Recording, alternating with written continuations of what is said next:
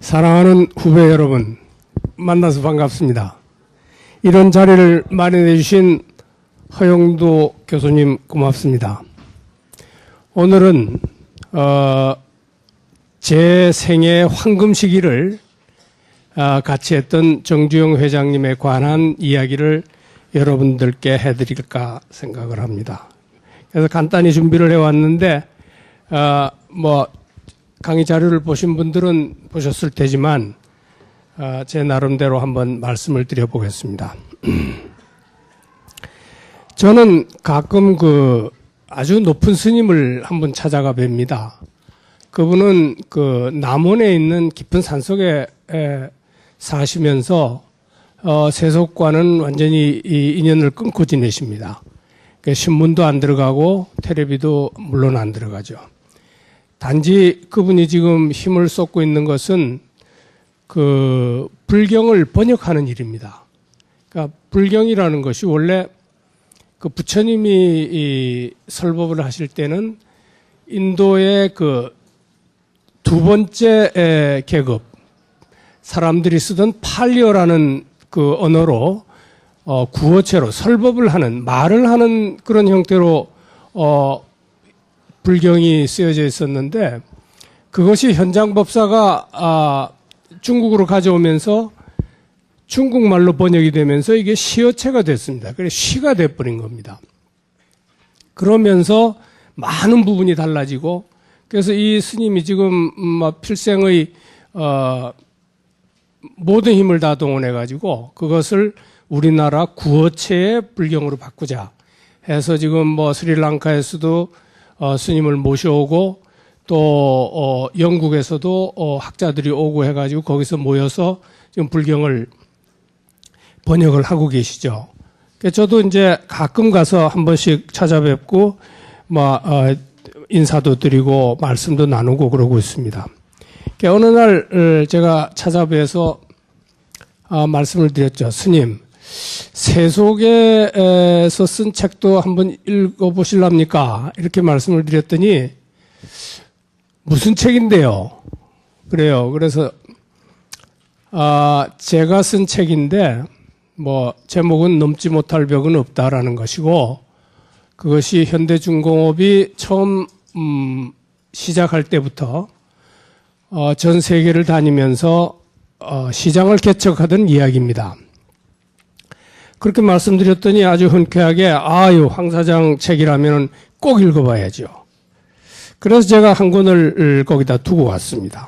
두고 왔는데 며칠 지나지 않아서 스님한테서 전화가 왔어요. 그 스님한테서 전화가 오리라고는 정말 생각도 못했는데 스님한테서 전화가 와가지고, 황 사장, 내가 황 사장께 꼭 한마디, 그 책이 너무 재밌어서 하루 동안에 다 읽었어요. 근데 황 사장께 꼭 한마디 해주고 싶은 이야기가 있습니다. 그래요. 그래서 제가 스님 가르쳐 주십시오. 그랬더니 한마디로 황 사장, 정주영으로부터 벗어나시오. 이렇게 말씀을 하시는 거예요.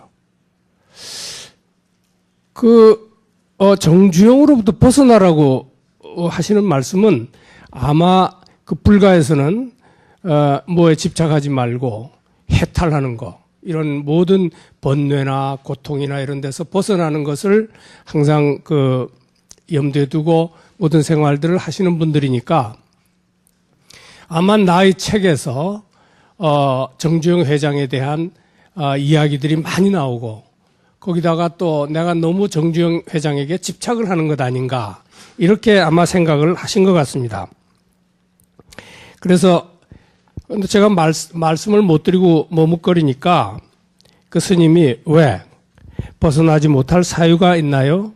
황 사장이 정주영으로부터 벗어나면 황 사장의 삶은 훨씬 자유스럽게 뻗어나갈 수 있을 겁니다. 이렇게 말씀을 하시는 거예요. 그래서 제가 한참 좀 생각을 하다가, 스님, 그거는 저에게는 불가능합니다. 이렇게 말씀을 드렸습니다. 왜요? 왜냐하면 제가 만일 정주영 회장을 부정을 하거나 그분과의 관계를 인정하지 않는다고 하면은 나의 가장 그 중요한 부분 그 자체가 인정되지 않기 때문입니다. 그래서 정주영 회장을 존경하고 그분에 집착한다는 것은 나의 가장 좋았던 시절을 잘 보존을 하고 거기에 집착하는 것과 마찬가지이기 때문입니다. 이렇게 말씀을 드렸어요. 또 우리가 이렇게 보면은 막 그런 경우를 자꾸 당하게 됩니다. 특히 현대중공업에 근무하다가 그만둔 친구들과 가끔 회식을 합니다. 회식을 하면은 정주영 회장과 관계된 뭐 기일이라든지 돌아가신 날이라든지 또 어떤 큰 일을 하신 날이라든지 그렇게 되면은 뭐 한 사람이 일어나서 정주영 회장을 위해서 묵념을 합시다. 그럼 이제 뭐 밥을 먹거나 혹은 술을 들기 전에 묵념을 하곤 합니다. 그러나 그 중에 꼭 한 사람은 벌떡 일어나가지고 묵념은 무슨 묵념이야? 다 때려치워! 이렇게 하는 사람이 있습니다. 그 사람은 이제 정주영 회장한테서 푸대접을 받았다고 자기는 스스로 생각을 하는 거죠. 심지어는 사장을 지낸 사람들도 그렇게 이야기를 하는 사람이 있습니다. 그럴 때마다 내가 이야기를 해줍니다. 정 회장을 생각하는 것은 정 회장을 생각한다기보다 우리를 생각하는 것이다. 우리의 전성기를 부정하지 않는 한 정주영 회장은 거기 계시는 거야. 사실 그렇습니다. 정주영 회장은 그릇이 큰 만큼 그가 이루어 놓은 일이 많은 만큼 그에 대한 평가는 아주 다양합니다. 그러나 오늘날 우리 시대를 만들어 놓은 지금의 모습으로 만들어 놓은 그의 큰 발걸음은 우리 자신의 자존심을 위해서도 반드시 존중되어야 할 것입니다. 영웅이나 위인이나 영웅을 이야기하거나 위인을 이야기할 때는 항상 자신과 연결이 됩니다. 우리가 존경하는 위대한 세종대왕이나 이순신 장군은 미국에서는 위인 대접을 못 받습니다. 그들의 생존과 역사가 그 미국 사람들과는 별 관계가 없기 때문입니다. 저하고 아주 절친한 벨기움의 해운회사 회장이 계십니다. 제가 벨기움에 갈 때마다 그분은 저를 데리고 워털루를 갑니다. 워털루는 브뤼셀에서 자동차로 한 30분이면 가는 곳에 있습니다. 워털루는 여러분들도 아시다시피 나폴레옹이 마지막 전쟁을 한 곳입니다. 워털루에 가면은 모든 것을 다 이제 초록으로 잔디밭으로 만들어 놓고 그 위에 큰 동산을 만들어서 거기에 이 파노라마처럼 뺑 둘러서 창 밖으로 그 워털루 전쟁했을 때 그 나폴레옹 군의 움직임, 또 영국 군의 움직임, 연합군의 움직임들이 전부 한눈에 들어오도록 다 만들어 놨어요. 그래가지고 그걸 전부 모든 세계 사람들이 다 와서 보고 가곤 합니다. 그 밑에 또 보면은 나폴레옹이 마지막 묵었던 조그만한 초가집이 있습니다. 그 초가집은 지금 나폴레옹 전쟁 기념관이 되어 있습니다.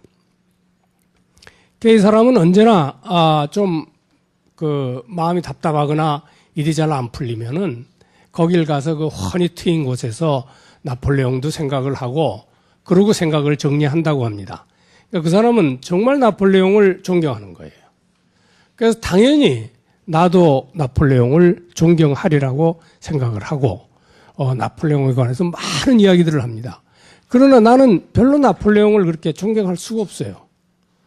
왜냐하면 그 사람은 참 전쟁을 잘하고 전쟁을 좋아하는 분이었지만 사실 내가 보기에는 너무 사람의 생명을 가볍게 여기고 또 자기의 적에 대해서 너무 적대감만 가지고 그렇게 해서 이미 심지어는 자기의 그 병사들까지도 일종의 전쟁의 하나의 그 희생물로 그렇게 해서 사람의 목숨을 너무 많이 죽였기 때문에 제 반응은 항상 시큰둥합니다. 그 사람 사람이나 많이 죽였지 뭐가 그렇게 위대하냐. 그 위인에 대한 보는 시각이 그렇게 다른 겁니다. 그 사람은 전 세계에 나폴레옹만한 영웅이 없지만 저에게는 나폴레옹은 아무것도 아닙니다. 사실은 오히려 정주영 회장이 훨씬 큰 영웅입니다.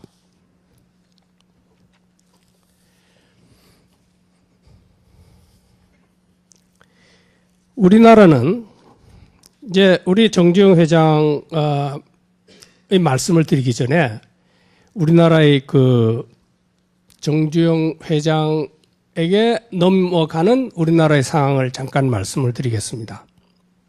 우리가 20세기에 들어오면서 일본의 지배를 받았죠. 일본은 한국을 지배를 하면서 한국을 완전히 그 예속화된 산업사회로 만들었습니다. 그러니까 공업은 가능한 한 억제를 하고, 그러니까 뭔가 만드는 거, 가공하고, 개발하는 것은 억제를 하고, 자기들의 그 생존에 필요한 농업, 광업, 이런 것들을 주로 개발을 했습니다. 그 자연히 이 한국의 산업이라는 것은 점점 더 피폐해지고, 생산이 낼 수 있는 물자는 아주 한계가 있었죠. 그래서 2차 대전이 끝나고 일본 사람이 갔을 때 한국은 정말 그 농업 자체도 세계에서 가장 낙후된 그런 피폐한 나라였습니다. 그런데 이제 우리 6.25 동족 상잔이 시작이 됐죠. 그 6.25가 되면서 우리나라는 완전히 다 파괴가 돼버렸습니다. 아무것도 남아있는 게 없었습니다.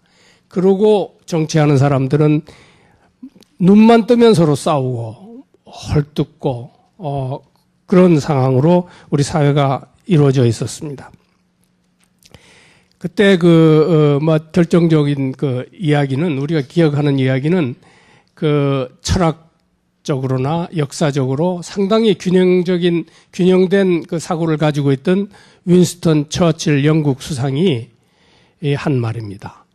한국에서 민주주의를 기대한다는 것은 쓰레기 더미에서 장미꽃을 기대하는 것과 같다. 그런 이야기를 했습니다. 윈스턴 처칠이 그런 이야기를 했어요. 윈스턴 처칠은 좀 여러분들도 잘 알다시피 굉장히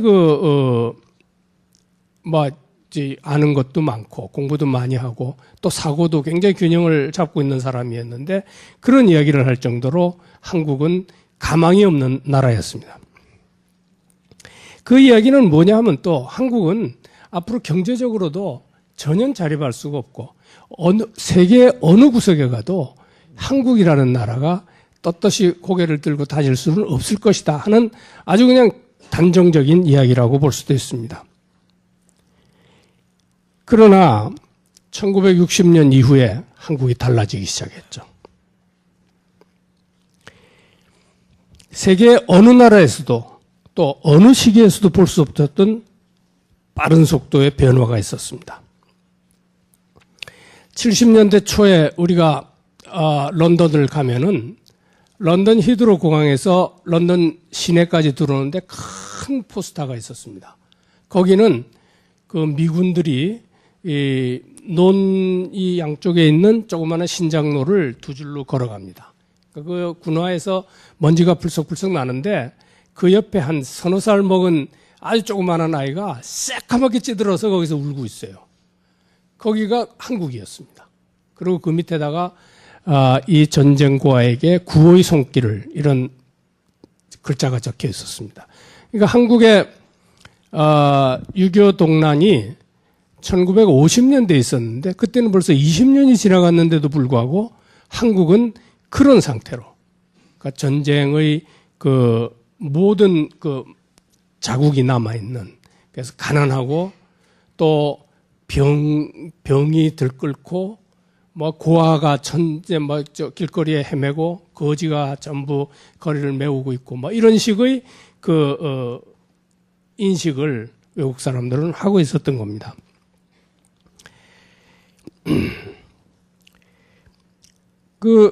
그런데 이제 그러한 상황에서 우리는 조선소를 지었고 배를 팔러 다녔던 겁니다. 근데 그때부터 그 세상 사람들이 그 눈치채기도 전에 한국은 조금씩 변해가면서 사람들을 깜짝깜짝 놀라게 했습니다. 한국의 첫째 쌀을 자족하게 됐죠. 세상 사람들이 아무도 눈치를 못 챘어요. 한국이 쌀을 자급자족한다. 먹는 거를 스스로 해결한다 하는 것은 그때까지 서양 사람들이 아무도 눈치를 못 채는 동안에 한국은 그걸 이루어냈던 겁니다. 또 한국이 현대가 슬금슬금 중동 건설 시장에 나가더니 중동의 큰 항구 또 발전소 이런 것들을 하나하나 따나가기 시작하더니 한국이 없으면 전 세계 건설 시장이 마비될 정도로 석권을 해나가기 시작했습니다. 또 전자하고 반도체를 시작하는 듯 하더니 어느 사이에 미국 각 가정에 한국의 전자제품들이 자리를 잡기 시작했습니다. 또 한국의 자동차가 뭐 시작한다?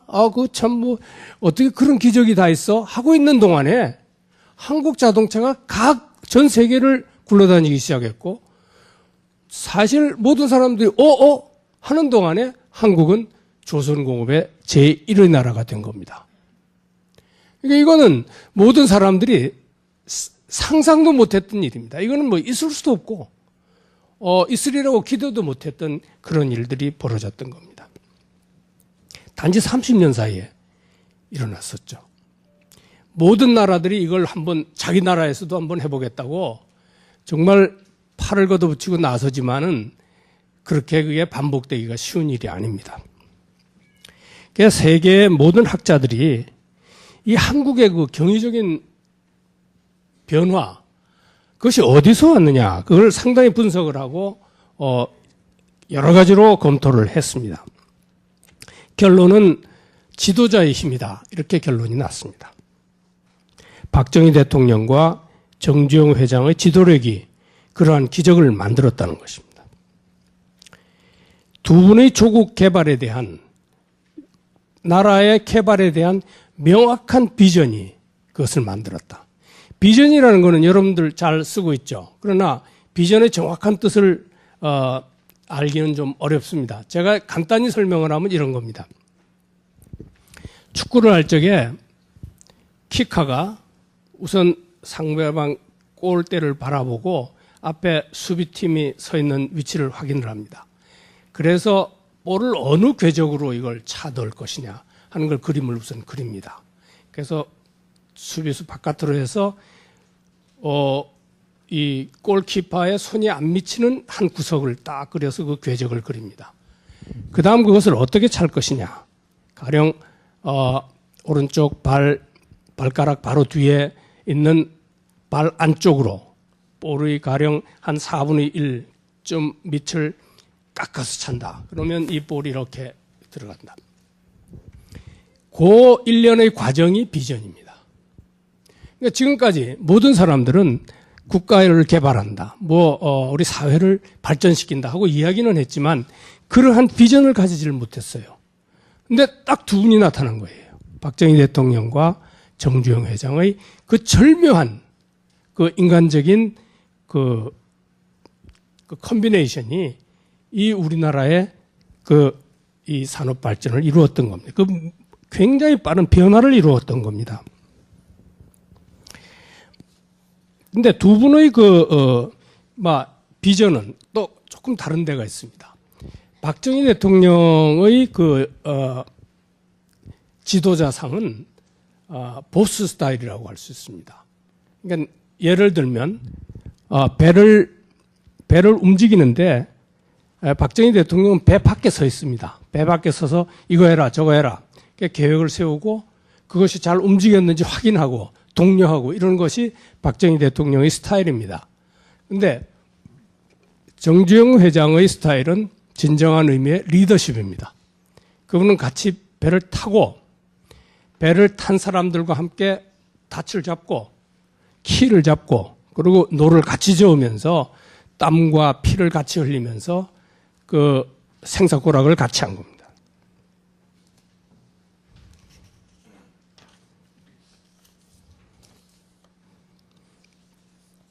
이제 리더로서의 정주영 회장에 대한 내 나름대로의 견해를 말씀드리겠습니다.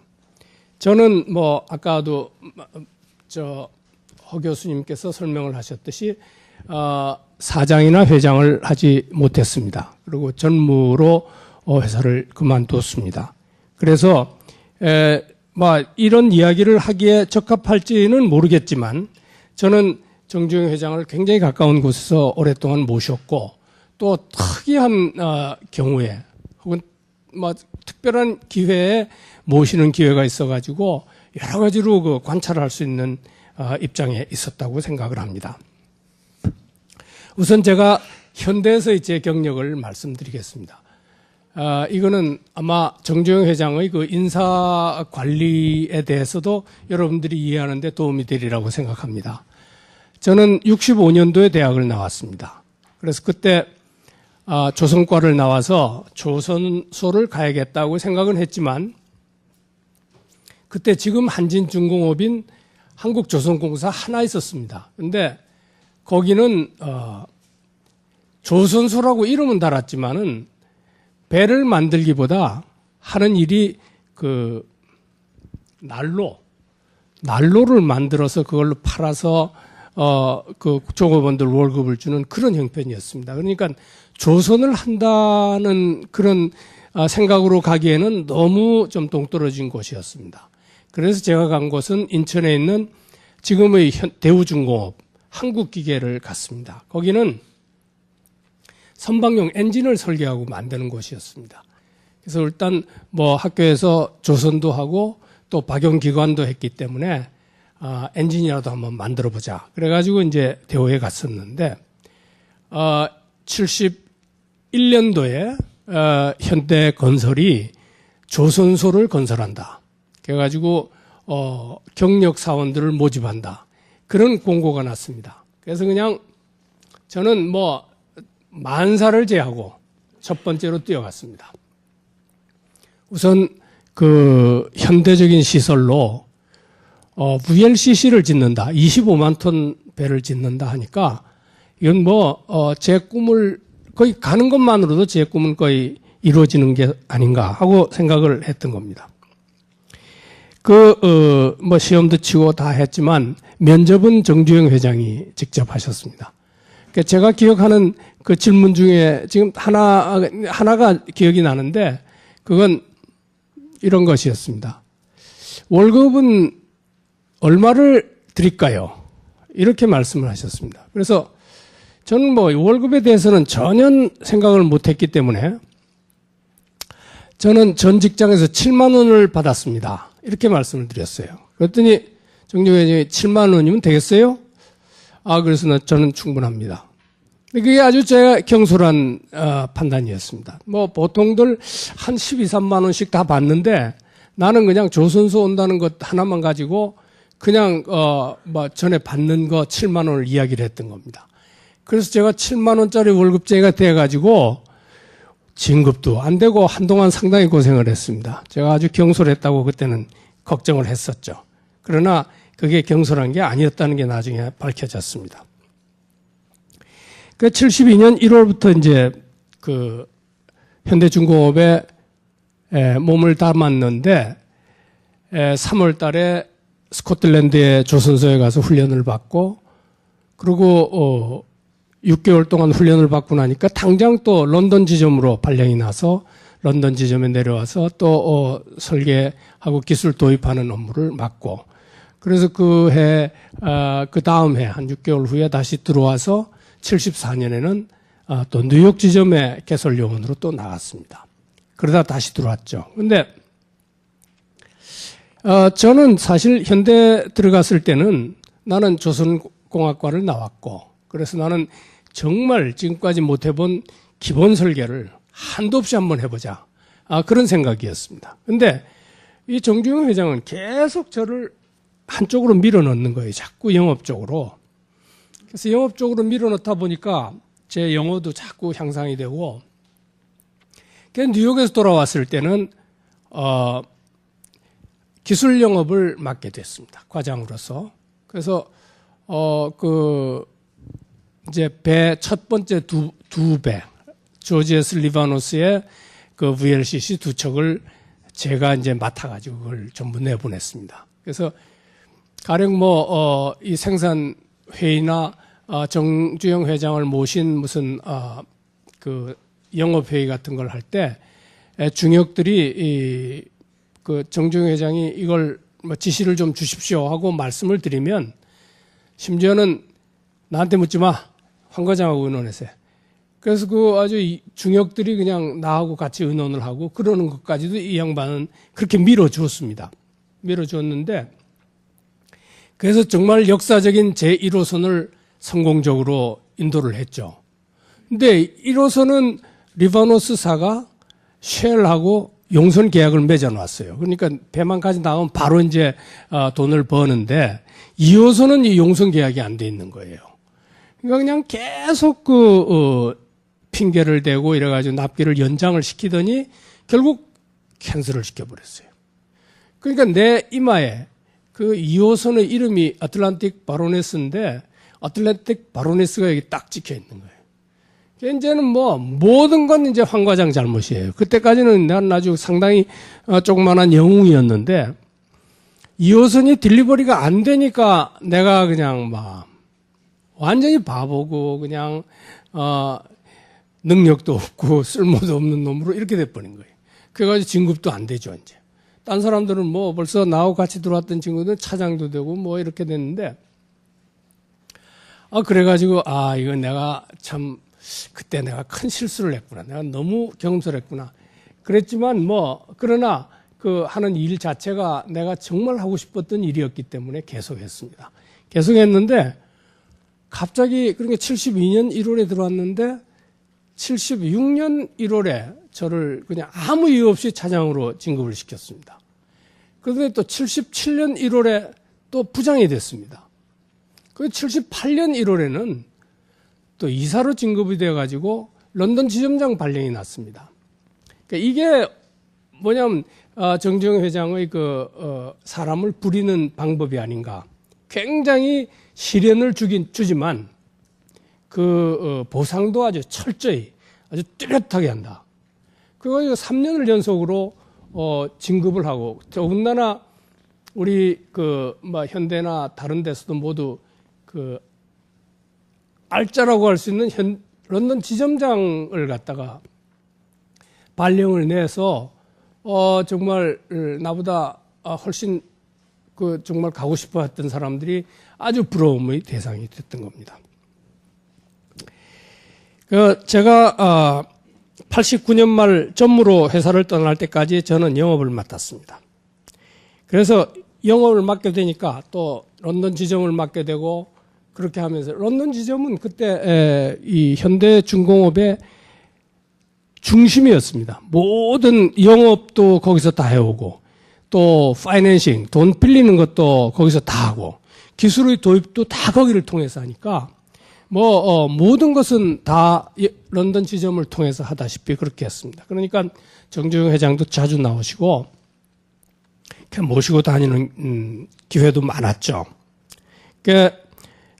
저는 그래서 정주영 회장을 모시고 다니면서 정주영 회장에 의해서 만들어졌고 지금 제가 현대를 떠나서 바깥에 나와 있지만 아직도 내 옆에는 정주영 회장이 계신 것 같아요. 그래서 이거 내가 이렇게 하면은 정주영 회장은 뭐라고 하실까? 그런 생각을 우선 하게 됩니다. 그러니까 정말 정주영 회장은 나의 나의 몸의 한 부분이 아닌가 이렇게까지 생각을 합니다. 정주영 회장의 리더십은 현장에서 모든 관련자들하고 같이 하는 데서 나옵니다. 그분은 정경련 회장을 하면서 한국 산업사회를 현대화시켰죠. 또 체육회장을 하면서 올림픽을 유치했죠. 자동차 공업을 일으켰고 조선소를 건설했습니다. 더구나 오일 쇼크가 벌어져가지고 가령 70년대 초에 60년대 말 70년대 초에 오일 쇼크가 났을 때 원유가 20센트, 30센트 하던 게 갑자기 10배로 올라버렸어요.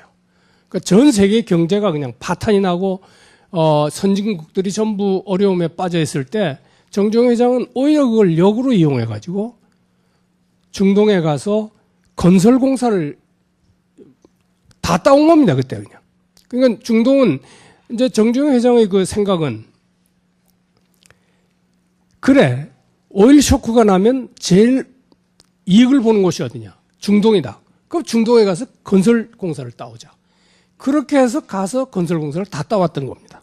그래가지고 현대 중동에서 돈이 한번 들어오면 우리나라의 환율이 바뀌어집니다. 왜냐하면 뭐 항상 돈이 얼마 없는 우리나라는 외환이 없는 나라가 갑자기 몇 천만 불이 들어와 버리면은 은행들이 관리를 못 하는 거예요. 그렇게 할 정도로 그렇게 아주 그 전화위복을 만들었던 거죠. 또 해운 시장이 극심한 이제 저걸 떼가지고 우리가 조선소를 시작할 때는 아주 잘 나갔는데 조선소를 조금 해서 배들이 인도될 때쯤 되니까 또 갑자기 슬럼프가 왔어요. 오일 쇼크가 오고. 그래가지고 막 조선 선주들이 이 문제를 일으키고 배를 안 가져가는 거예요. 그러니까 조선소 앞바다에 배가 한 서너 척이 떠 있었어요. 그러니까 이제 모두들 이제 현대는 망했다 이렇게 생각을 했는데 오히려 또 현대 이 정주영 회장은 오일 메이저들을 그러니까 우리나라에 막 석유를 들여오는 전 세계 그 주 석유 회사들 이 회사들하고 담판을 지어가지고 너희들 지금 한국에 들여오는 기름을 전부 너희들 배로 다 지금 수송하고 있는데 이건 불공평하다. 우리 배 지금 세 척 있으니까 이건 써라. 이렇게 돼가지고 배가 세 척 바다에 떠 있는 게 오히려 이게 정말 효자가 돼버린 거예요. 그러니까 그 배가 세 척이 들어오면서 또 메이저들은 자기들이 아주 이익을 많이 보고 있었어요. 석유를 수송을 하자니까 이익을 많이 보고 수송을 했는데 현대에다가 이걸 자기들이 짜게 현대에다 주면 자기들 것들도 다 같이 돈을 적게 받을 거 아니에요? 그러니까 자기들과 동일한 수준으로 현대 이 세 배를 같이 운용을 했던 겁니다. 그래서 현대 아세아 상선이 설립이 됐고 엄청난 이익을 남기게 됐었죠. 이런 이분이 한 건 여러분들 뭐 잘 알다시피 무에서 유를 만든 거예요. 무에서 유를 만들면서 이분이 하나 한 것은 자기 혼자 한 게 아닙니다. 항상 그 주변에 있는 사람들과 같이 몰아나가면서 어떨 때는 너무 혹독하다 할 정도로 사람들을 몰아가면서 같이 움직였던 겁니다. 그래서 그렇게 그 사람들을 같이 몰아나감으로써 그 사람들의 능력도 계속 같이 키웠던 거죠. 그것이 정주영 회장의 리더십의 여체입니다.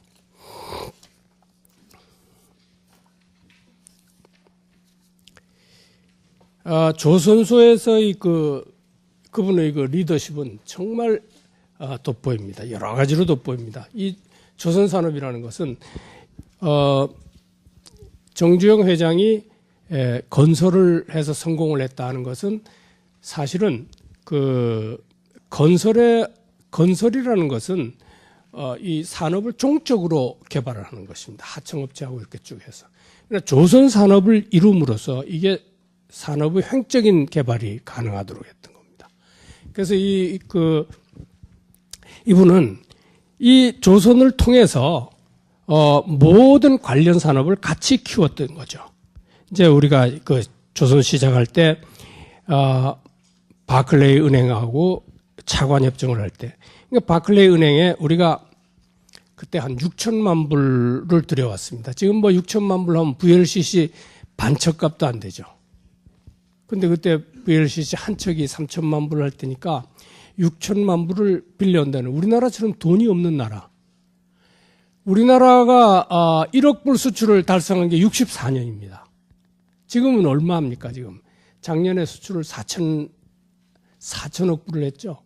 근데 64년인데 1억 불을 하고 남대문 뒤에 상공회의소에 뭐 어마어마한 전광판을 달고 그랬어요. 1억 불을 달 때. 그러니까 6천만 불을 빌려온다는 거는 이건 어마어마한 노력을 필요로 하는 겁니다. 근데 그분이 직접 선두에 나서서 바클레이 은행을 설득을 하고 또 리바노스 조선 선주도 또 설득을 해야죠. 주문을 받아야 되니까. 근데 뭐 조선소도 아직 아무것도 없고 장비도 하나 없는데 그것 설득을 했던 겁니다.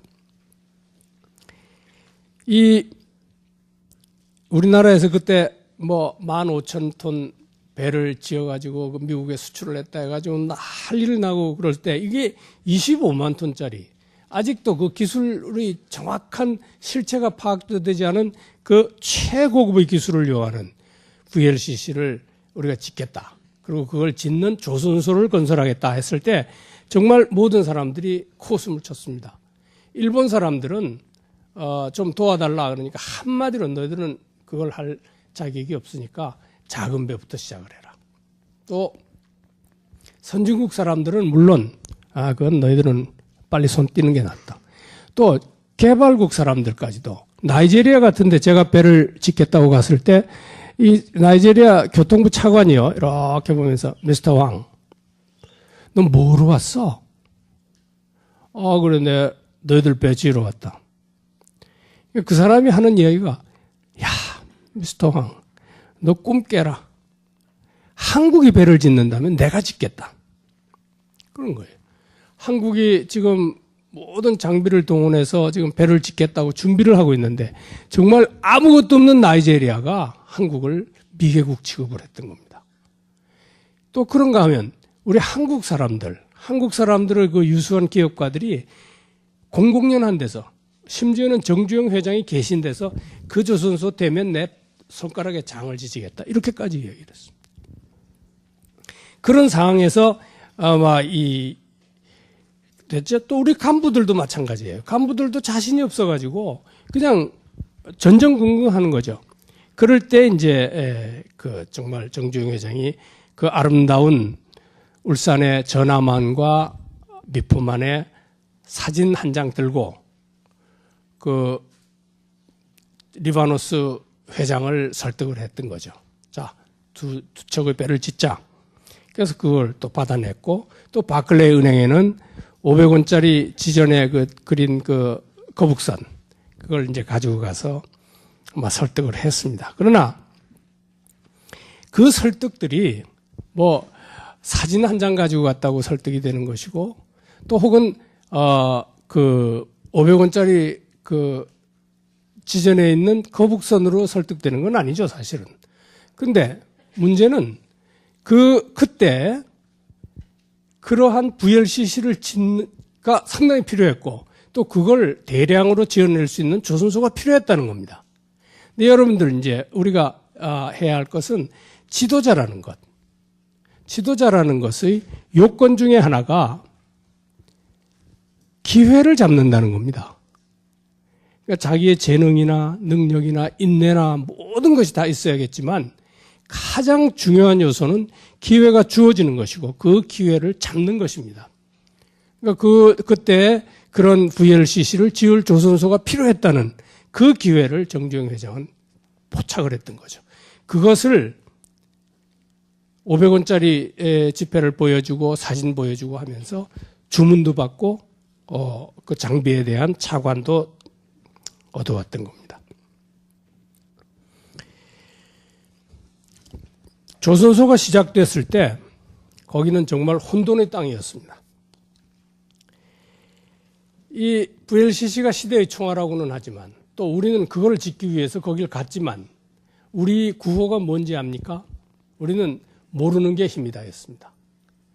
어떻게 알면서 이 무지막지한 괴물을 건드리겠느냐는 거죠. 우리가 모르니까 지금 여기 그래도 이만큼 덤비고 있는 거다. 그때 정주영 회장이 이제 또 나섰습니다. 정주영 회장은 항상 그런 문제만 있으면 선두에 나섭니다. 나서서 VLCC가 뭐가 어려워? 그분 아주 지론은 명백합니다. 선체. 선체 그건 철판 잘라가지고 떼우는 거야. 우리 철제 교량을 몇 개나 만들었어. 전 세계 다니면서 다리 만들었잖아. 또 우리 그 프레셔 베셀 몇천 킬로나 되는 압력을 견디는 탱크 우리 몇 개나 만들었어. 우리 그거 하나도 실수 없었잖아. 그거 전 세계적으로 지금 1등으로 우리 알려져 있잖아. 선체는 그거보다 훨씬 쉬운 거야. 또 선실은 사람이 사는 거주구야. 그러면 우리가 지금 호텔을 이 세상에서 얼마나 많이 지었어? 호텔을 5스타 호텔, 6스타 호텔을 전 세계적으로 다 짓고 우리가 톱 클래스로 지금 알려져 있지 않느냐 이거지. 그런데 뭐 이 조그마한 60명 들어가는 조그마한 선실 구조 그거 하나 가지고 어렵다고 그러느냐 이거지. 아무것도 아니야. 또 엔진룸 복잡하고 뭐 하다고 그러지만 엔진룸이 뭐냐 이거지. 엔진룸은 작은 발전소다 이거예요. 근데 우리가 원자력 발전소도 지었지, 세계에서 제일 큰 화력 발전소도 지었지 않느냐 이거지. 그걸 비교를 하면은 선박에 있는 엔진룸은 아무것도 아니다. 정말 처음에 이렇게 배 전체를 하나 딱 놓고 이렇게 봤을 때는 이걸 어디서부터 시작을 해야 할지, 또 그걸 그 문제점들이 생길 때마다 어떻게 해결을 해야 할지 전혀 감이 안 잡혔는데, 그 정주영 회장이 그걸 딱딱 잘라가지고 그렇게 얘기를 하니까 아 그거 참 그렇구나 하는 생각이 드는 거죠. 그래서 모두들에게 자신이 생긴 겁니다. 마지막으로 하신 말씀이 딱 한 가지 다른 거 있어. 안 해본 거 있어. 그거는 엔진에다가 프로펠러 달아가지고 그걸 돌리는 거야. 그까짓 것도 못해? 그렇게 되니까 아주 문제가 아주 심플해지고, 그 다음에는 뭐 우리들이 이건 충분히 할 수 있다 하는 그런 저게 된 거죠. 그것이 사실 우리가 이 사회에서도 바라는 리더십의 그 요체가 아니냐 그렇게 생각을 합니다. 그 정주영 회장의 위대함에는 여러 가지 이야기가 많죠. 그렇지만 저는 그분의 아주 사소한 점에 대한 이야기를 좀 해보겠습니다. 그 외국의 조선소를 가면은 철판을 잘라가지고 막 군데군데 막 있어요. 관리가 안 되고, 그래가지고 그냥 사람들이 선박을 만드는 데에서 다치는 것보다는 그렇게 정돈이 안 된 사이를 다니면서 다치는 안전사고가 훨씬 많았습니다. 그러면서도 항상 하는 이야기 그거예요. 조선소라는 건 이런 거야. 그 이야기를 하는 거죠. 또 엔진 공장에는 엔진은 그 기름을 많이 쓰고 윤활유를 많이 쓰기 때문에 한번 시운전만 하면 그 윤활유들이 막 넘쳐나가지고 이 바닥이 전부 기름 투성이가 됩니다. 그래서 이 미끄럽고 끈적거려서 거의 걸어다니지를 못할 지경이에요. 근데 항상 하는 이야기가 엔진 공장은 다 이런 거야. 이렇게 이야기를 합니다. 그러나 정주영 회장은 그거에 대해서 아주 명확하게 선을 그었습니다. 그러니까 모두들 그 외국에서 온 기술자들, 또 우리나라에 있는 기존 기술자들, 그 사람들은 항상 하는 게 용접은 이렇게 해야 능률이 오르고, 이걸 자르는 건 이렇게 잘라야 또 좀 더 시간을 절약하고, 항상 그런 아주 지엽적인 문제에 있지만 정주영 회장은 그거 다 떠나서 정리와 정돈입니다. 그 청결. 그러니까 정주영 회장이 보통 서울서 이제 울산에 내려오시면은 내려오는 시간이 아까워가지고 항상 그때는 이 통행금지가 있었습니다. 12시부터 4시까지. 근데 이제 통행금지에 대한 통행증을 하나 얻어가지고 차를 가지고 집에서 고속도로를 통해서 오면서 주무시고, 그리고 조선소에 오면은 오자마자 그냥 사람도 없는 모든 공장을 샅샅이 뒤지면서 정리정돈만 보시는 거예요. 용접 잘해라, 잘 잘라라, 조립 잘해라, 이런 이야기 일체 없고, 구석구석 가서 이건 여기로 옮겨, 이건 저기로 옮겨. 그러니까, 그때 우리 그 사장은 덴마크에서 온 스코어라는 사장이었는데, 그 사람은 자기가 이 세상에서 배를 제일 잘 짓는 사람으로 알고 있는데, 자기가 이걸 이렇게 해놓고 나서 돌아서면은 정주영 회장이 와서 이거 일로 옮겨, 절로 옮겨. 그래서 처음에는 상당히 두 분 사이에 갈등이 많았습니다. 그러나 금방 알게 된 거예요. 엔진 공장에 안방처럼 깨끗해져 버렸어요. 그러니까 전 세계 엔진 공장에 윤활유가 바닥에 없는 첫 번째 공장이 현대중공업의 엔진 공장입니다. 외국 사람들이 와서 보고는 엔진이 얼마나 좋으냐. 그것보다는 그 공장에 정말 맨발을 벗고도 다닐 수 있는 그런 분위기에 그냥 완전히 압도돼 버린 겁니다. 또 조선소에 그 날카로운 칼날 같은 그 철판 조각들이 싹 없어지고 모든 것이 차곡차곡 다 정돈이 되어 있는 거기에 조선소 온 외국인들이 전부 감동을 하고 다시 오게 된 거예요.